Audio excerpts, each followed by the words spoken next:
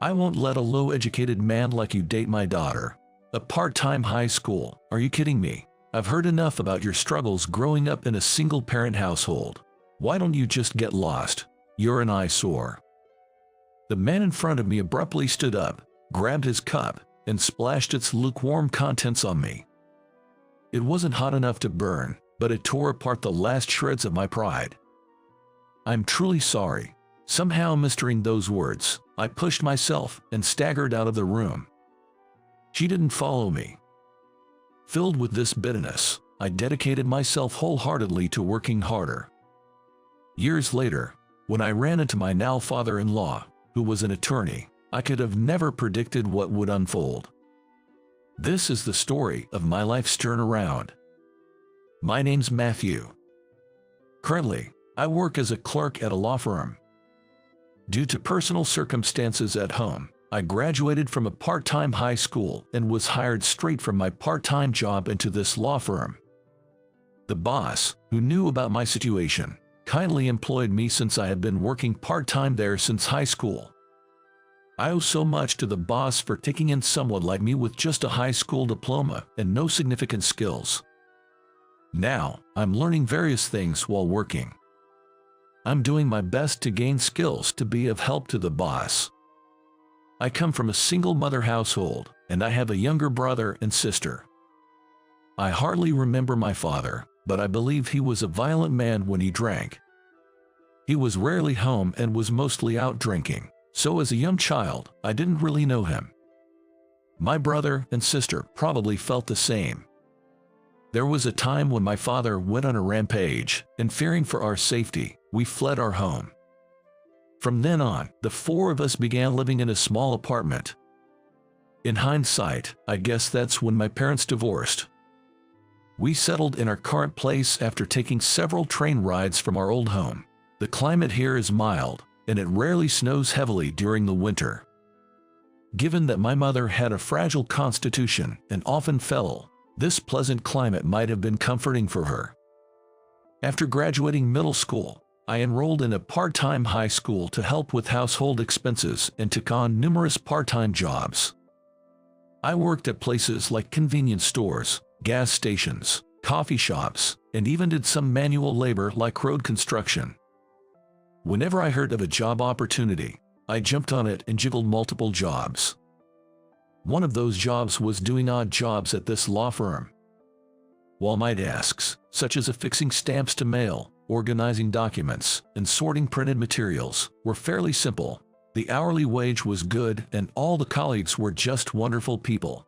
Because of this, I truly enjoyed my job and worked hard every day. After high school, I landed a job as a clerk. It was such a blessing. Another unforgettable job I had was at a tea room. It was a quaint little place run by a friend's uncle and boasted an array of teas, making it a hidden gem in the community. The owner's wife, known for her simple homemade baked goods, had an especially popular item, cookies that both my younger brother and sister couldn't get enough of. And in that tea room, I had a destiny-driven encounter. Her name was Alicia. She was my age, a petite girl. Her long black hair was tied back, swaying like a tail when she moved, something I found endearing. With a gentle aura around her, her calm manner of speaking and radiant smile was downright charming. Her passion for tea was evident, as she could talk endlessly about her favorites. I found that side of her so cute. I quickly fell for Alicia. Turns out, she had a soft spot for me too, and soon after, we started dating. For both of us, it was our first relationship, our first dates, our first time holding hands. We slowly but surely deepened our bond. Upon graduating high school, I secured a job at a law firm and had to leave my part-time job. Alicia, however, continued to work there while attending a local college. Every time I drop by the tea room after work, she greets me with a freshly brewed cup of tea. It became a daily routine for me to escort her to the train station after her shift. She secured a job in the spring of our 4th year together. With both of us stepping into the working world, I proposed to Alicia. My younger siblings had started high school, and my mom found steady work. Our home life was stabilizing, and I started to think about the future. When Alicia accepted my proposal, I was so overwhelmed with joy I broke down in tears. It felt too good to be true, almost frighteningly so. But our bliss was soon to be tested. Alicia came from what you might call an old money family, with a lineage of politicians and lawyers. Her grandfather had been a city councilman, and her father was a lawyer. Being the only child, she was doted upon. I was taken aback when I found out about her family's prominence, but she reassured me with a laugh, saying it wasn't a big deal. My folks are just overprotective and tend to spoil me. They wouldn't object to anyone I chose to be with. It seems that she talked about me quite often to her folks. Feeling a touch of anxiety, I was heading to her parents' place, even though she assures me it's okay, telling me with sparkling eyes that they always listen with smiles on their faces. Her residence was a large, traditional-style home, enclosed by a grand fence in a quiet suburban neighborhood. Though I'd always dropped her off at the train station, I'd never seen her house before. She'd always turned down my offers to take her home, saying that a car was already coming to pick her up from the station. Seeing the splendor of her house made me reflect on the small apartment I shared with my family. I couldn't help but feel our worlds were so different, intensifying my anxiety. It's old and a bit embarrassing. Saying that, she walked through the gate, but all I could do was shake my head. The person who greeted me was her mother. Her gentle and warm smile was so much like Alicia's that I could definitely see the family resemblance. "My name's Matthew. Nice to meet you." As I bowed and introduced myself, her mother smiled softly and led the way. "My husband will be a bit late from work. I hope you don't mind waiting for a bit." "Oh, it's all right." I was led to a traditional living room adorned with beautiful American paintings and what looked like an expensive vase. She served tea for us. The atmosphere around Alicia and her mother was so similar. Both radiated a calm and gentle aura. Suddenly, the sliding door opened and a stern-looking man walked in. Without saying a word, he took a seat next to the mother. From the way she served him tea without any introduction, I deduced he must be her father. Hello, my name's Matthew." I straightened my back and bowed deeply. However, he just glanced at me and didn't say a word. Confused, I looked at Alicia, and she seemed equally bewildered, shifting her gaze between her father and me. Amid the silence, the first to speak up was the mother. "Matthew, please look up." "Honey, what's going on?" Trying to mediate the situation, the mother raised her hand to intervene, but the father began to speak. "Was it Matthew? Alicia told me she wanted to introduce you to us. I hope you don't mind, but I did a little digging." "What? What does he mean by digging?" "While I can't exactly puff out my chest and boast about my life, I haven't done anything wrong, and committing a crime is totally out of the question." As I was pondering this, Dad let out an exaggerated sigh. "I've heard your family is quite poor. You've even been working part-time jobs to help with the bills," he said. It was the first time anyone had said so bluntly that I was poor. Sure, we aren't rich, but I always thought we lived a typical life. Still, from the perspective of someone from such a prestigious family, I guess my household must seem inferior. Dad continued. "I want Alicia to have a life that's more than just average happiness. That's a parent's heart. Someone broke like you is out of the question." I was deeply shocked by those blatant and malicious words. Seeing my reaction, Dad smirked. It was clear as day that he was trying to corner me even more. "You only graduated from a night high school and didn't even go to college. What kind of job can a high school grad get? What kind of qualifications can you earn becoming a lawyer like me? Dream on. I want Alicia to marry a man even more respectable than me. You're not even in the running." Alicia looked as stunned by her dad's words and seemed at a loss for what to say. I was so shocked, I couldn't even lift my head. "I won't have my daughter marry an undereducated man like you. Are you making a joke by just graduating from a night school? I've heard enough of your sob stories about growing up in a single-parent home. Why don't you just scram? You're an eyesore." Dad abruptly stood up and, in his rage, grabbed his teacup and splashed its contents at me. Thankfully, the tea was lukewarm, so I didn't get burned. However, my already fragile pride was now completely shattered. "I'm sorry." I somehow managed to utter those words, forcing my trembling legs to carry me out of the room. She didn't come after me. That night, I received an apologetic message from Alicia. She expressed her apologies and mentioned wanting to meet and talk, but I replied that I couldn't see her again. After being berated like that, I didn't feel I could sit down and have a calm conversation with her. My self-esteem was in tatters, and I felt like anything said to me would just make me feel even more insignificant. I couldn't find a way to measure up to her father. Marriage seemed impossible. In the end, we chose to part ways. And then, 10 years flew by. 10 years later, we were both 32. I'm still working at the same law firm. I've gotten my national certification, and the busy days have helped me forget the past. I hadn't been in touch with Alicia since that day. I heard she got a job and moved out of her parents' home. By the third year, she had been transferred out of state. I couldn't bring myself to respond to her messages. Yet, I still can't forget her. I feel I might never be able to love someone else for the rest of my life. Trying to escape those thoughts, I've immersed myself in my work. "Matthew, if you are going to the courthouse, could you drop off these documents for me?" A senior lawyer called out to me as he was about to leave. Today, I was scheduled to accompany the director to the courthouse. At the request of a senior colleague, I readily agreed and took the car keys. The director is like a second father to me. I've been under his wing since high school, so no matter how hard I try, I can't outshine him.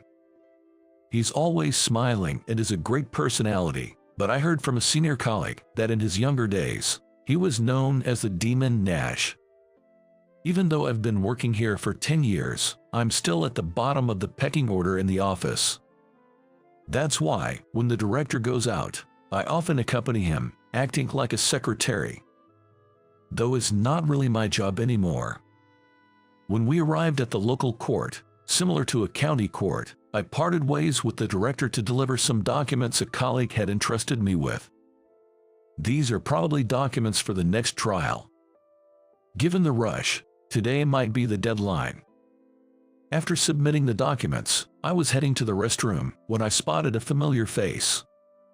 I thought I might be mistaken for a moment, but it's a face I couldn't forget. He, seemingly an authority figure, was walking towards me. I tried not to make eye contact and nodded while looking down. But that man, Alicia's father, stopped right in my path. Well, aren't you the overconfident guy who proposed to my daughter despite having no college degree?" I had hoped he hadn't recognized me, but I was wrong. I remained silent, keeping my head down. "What are you doing here? If you're being sued, do you need my help? Someone like you, without an education, probably knows nothing about the law, right?" Alicia's father sneered, suddenly changing his expression. It was a look of pure fury, so sudden it sent chills down my spine. "You said something to Alicia, didn't you? Ever since that day, she's stopped listening to me. She was always such a good, obedient girl, but now it's as if she's under a bad influence." "I have no idea what you're talking about. I haven't been in touch with Alicia since then. Your accusations make no sense to me." "Oh really? Do you think you can just brush me off like that? Listen here, lowlifes like you can't even hold a conversation with sophisticated people like Alicia and me. Know your place and cower in it. Never show your face around me again. That might be a little difficult for you." Out of place, a laid-back voice echoed in the area, and the person who appeared was Director Nelson. "Oh, Mr. Nelson, why are you here?" The one who exclaimed in surprise appeared to be Alicia's father's boss. Shocked, he bent forward in a right angle to greet the director. "This is a courtroom, right? Isn't it normal for attorneys like us to be here? The director, laughing, addressed the boss, while Alicia's father looked on in disbelief. Oh, come on. Haven't you also served as the president of the Bar Association?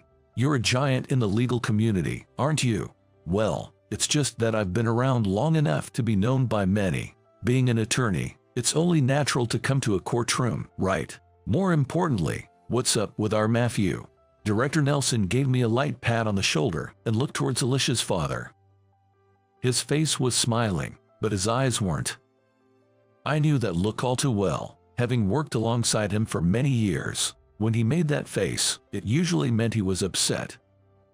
Matthew here is my protege. He's a top-notch lawyer. What? A lawyer? But didn't you only graduate from an evening high school? Alicia's father looked at me with an incredulous expression. I simply nodded in confirmation. That was the case 10 years ago, but thanks to Director Nelson's guidance, I was able to become a lawyer. Did you know even someone with just a high school diploma can become a lawyer? On my suit, there's a lawyer's badge, but it seems Alicia's father didn't notice.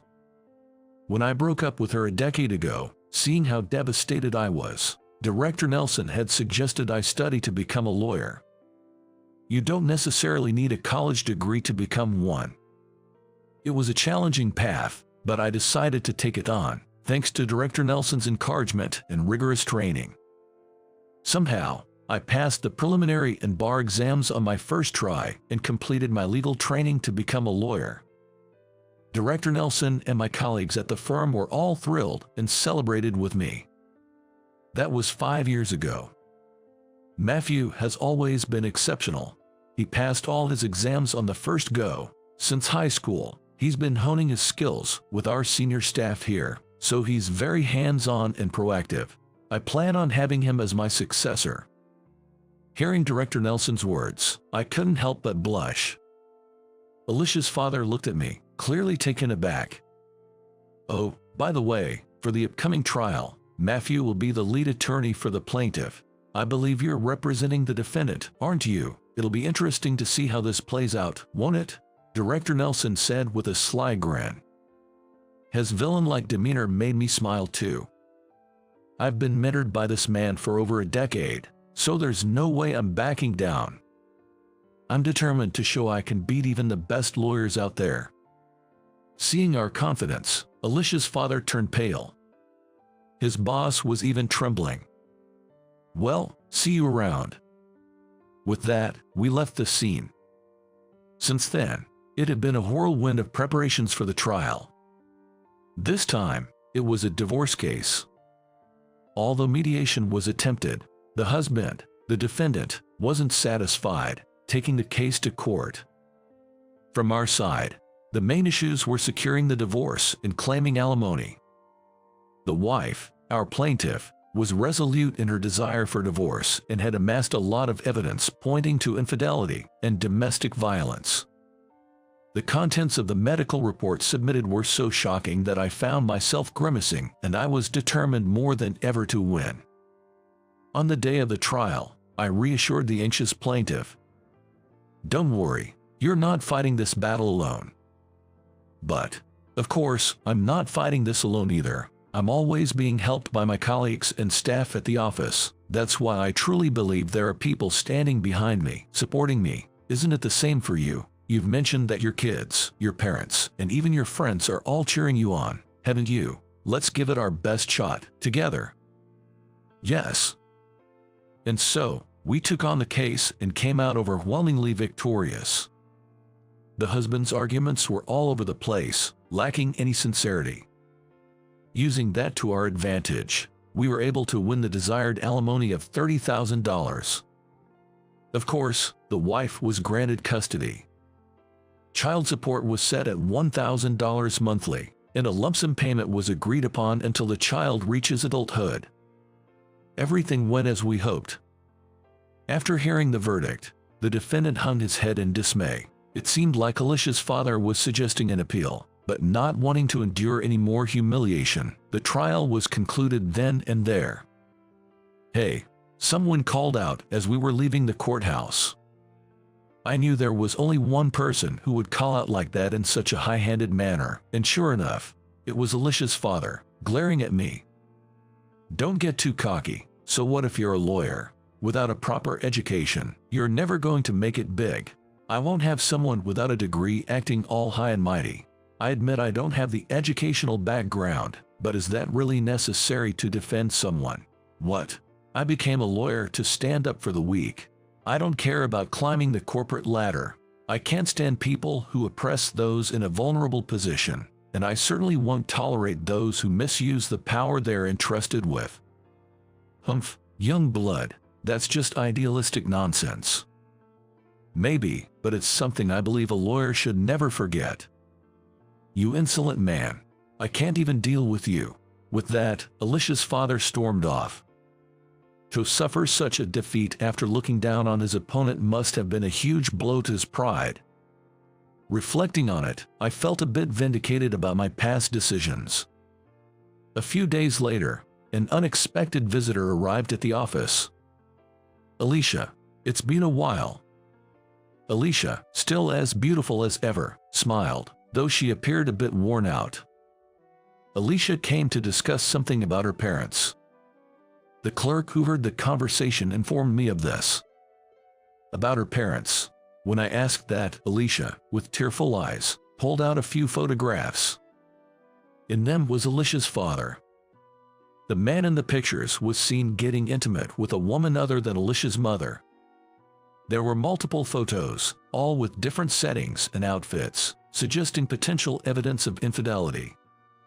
My dad used to dote on me and my mom, almost smotheringly, treated us like birds in a cage. I only realized something was off about 10 years ago. Up until then, I thought it was normal, but something happened that made me realize his thinking was twisted, and I left home. But it seems like over these 10 years, with me gone, my mom has been even more controlled by him. She rarely leaves the house and spends her days being berated by him at home. She used to love going out, but now she's afraid of upsetting him. Can't we get them divorced? At this rate, my mom will break. Saying this, Alicia became too emotional and began sobbing into her handkerchief. I'm sorry, but without the person directly involved, please, can't something be done? At the clerk's words, Alicia kept bowing her head. In matters of divorce, the person's intent is paramount, and there's limited room for family to intervene. But considering the circumstances, I wanted to help. It's not just because of Alicia, but it's also sort of a professional ethic of mine as an attorney. Can we get your mom on the phone? At my words, Alicia quickly looked up. Her eyes, now bloodshot, widened, and she hurriedly pulled out her cell phone. I can. Right now. All right then, please go ahead. She then set her phone to speaker mode, and I listened to her mom's voice. The voice, in stark contrast to my memory from 10 years ago, sounded utterly drained. Divorce. I haven't thought about that. Thank you for your concern. But Mom, you see how Dad's behavior is off, right? That's not love. It's just control. I know you've protected me from Dad. I know you held him back when I left home. I promise I'll protect you now. So please, can we run away together? From the other end of the phone, it sounded like Alicia's mother was crying.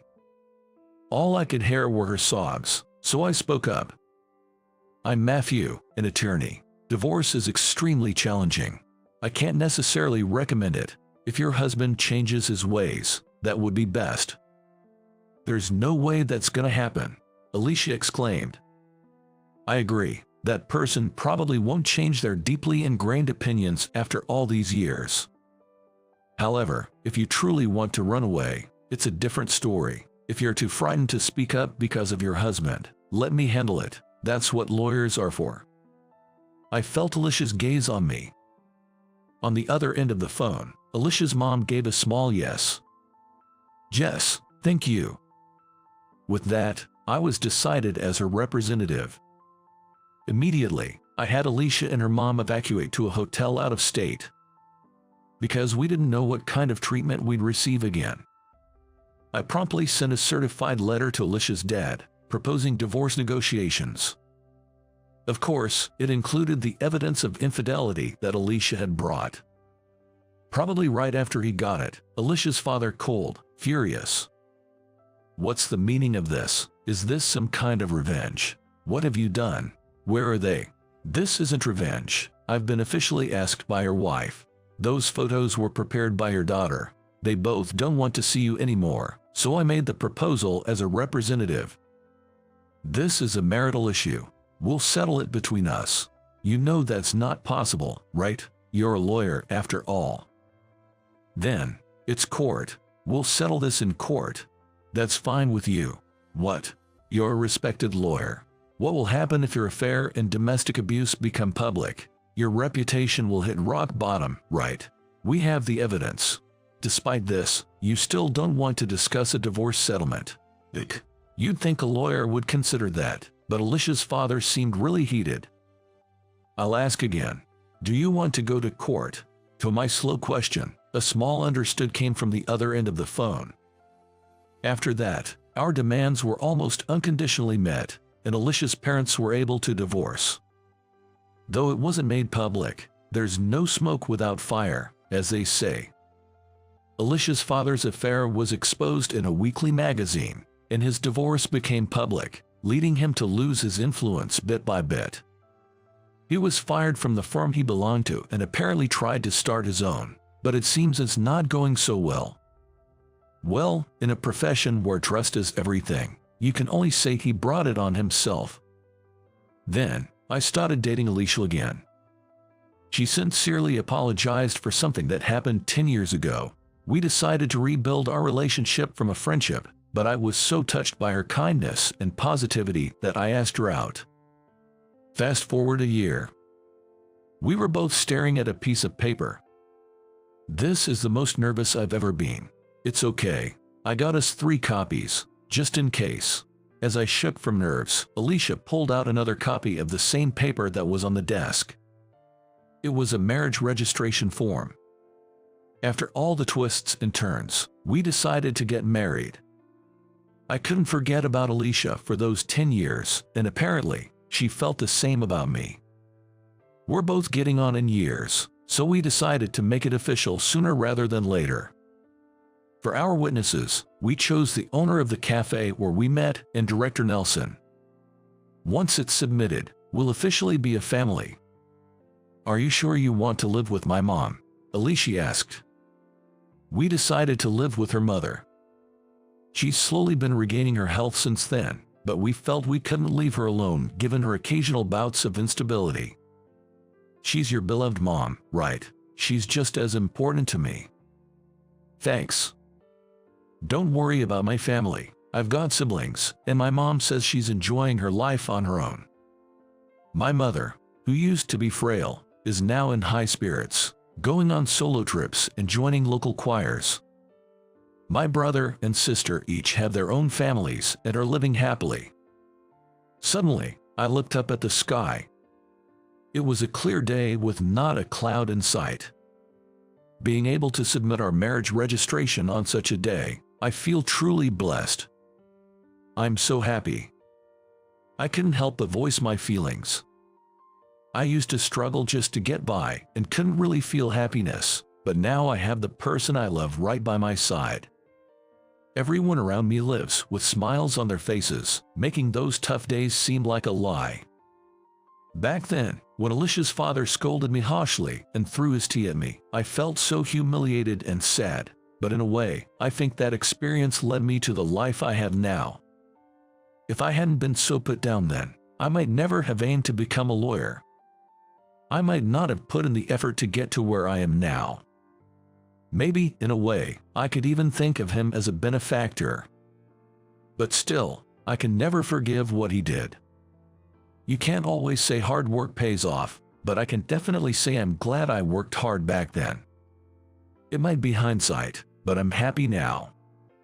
Beside me, my girlfriend laughs. I smile back at her and tightly squeeze her hand.